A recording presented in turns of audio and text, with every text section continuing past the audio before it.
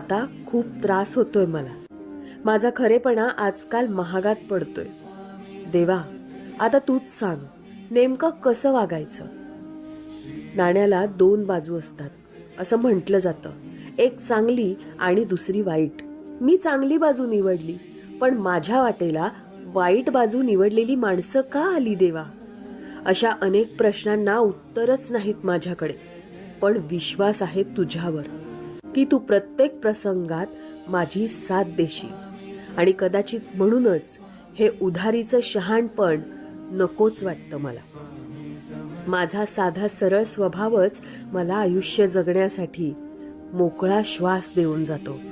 कारण मला अभिमान आहे की माझ्यासोबत तुम्ही आहात सावलीसारखे.